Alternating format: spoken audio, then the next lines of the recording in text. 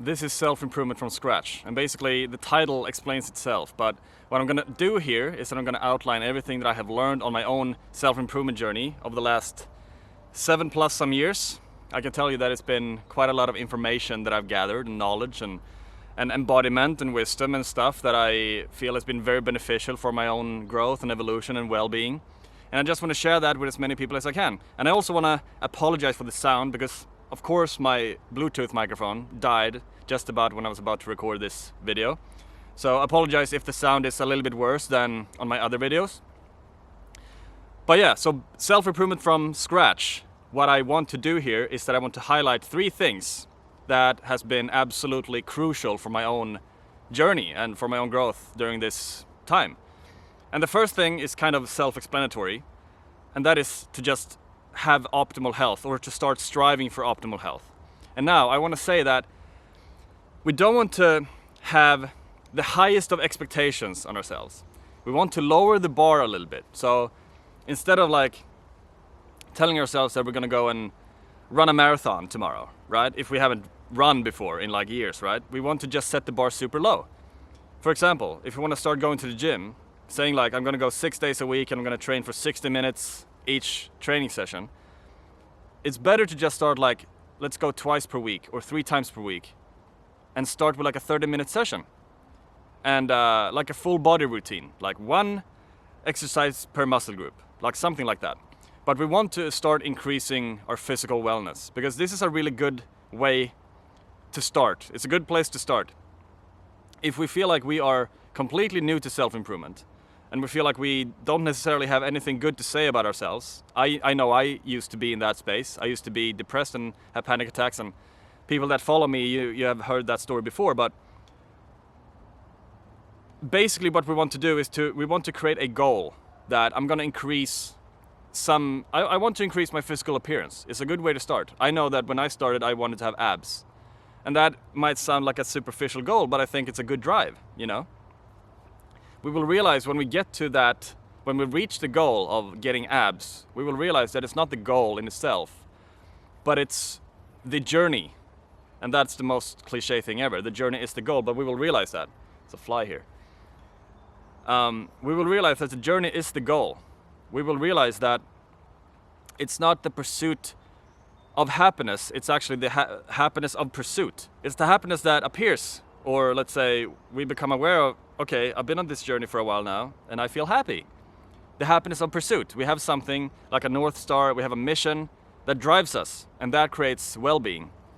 And so the first thing I would do in regards to health is, like I said, probably start training 2 or 3 days a week, and I would start to just cut out sugar. That's how I started. Stop eating sugar. And then after a while, we can increase the sort of bar or difficulty a little bit. We can cut out seed oils or junk food and stuff like that. But just setting the bar low. We're cutting out sugar and we start going to the gym 2 or 3 days a week for 30 minutes each. And that's gonna be like a really good way to start, a good place to start. The second thing I would do if I was completely new to self-improvement from scratch, is that I would start meditating. And the reason for that is that when we meditate, we learn to observe our mind. We learn to observe our thoughts rather than thinking that we are the thinker of our thoughts. And what that means is that most of us walk around and we are identified with everything we are thinking all the time. Let's say that we are in a state where we feel depressed. We feel like we haven't achieved much in the last years. And if we learn to observe the mind, we will realize that this negative voice that we have, saying that I have never achieved anything, or I will never amount to anything, or I'm unworthy of love, or I need something in the future to be happy. Like all of these things, right? They are thoughts that take us away from happiness in the present moment. And when we meditate, first of all, we learn to regulate our nervous system. We will get better sleep. We will stress much less. Cortisol levels drop. We build neural pathways much quicker in the brain as well when we meditate. These are studies done, by the way. So by meditating, I would just start by doing like 5 minutes a day.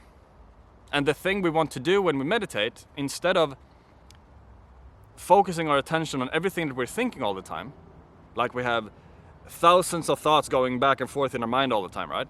We want to learn to observe our mind. And to do that, we want to redirect our attention from one thing, from 1,000 thoughts to one thing. And that's how I started. I started observing my breath. There are obviously like countless different types of meditation, and I don't necessarily use this type of meditation anymore, but I used to for a long time. It's good when we have a very busy mind, when we feel like we are worrying, or we feel like we are anxious, or we're stressing. We're taking our attention from the mind to the breath. We're focusing on one thing. And so we can count every breath, for example, just following the breath. That is what I would start with meditation, just putting our attention to the breath. And every time you are, you start identifying with your mind, you're spacing out, like you're thinking about things that you need to do tomorrow, and you're going unconscious in that regard.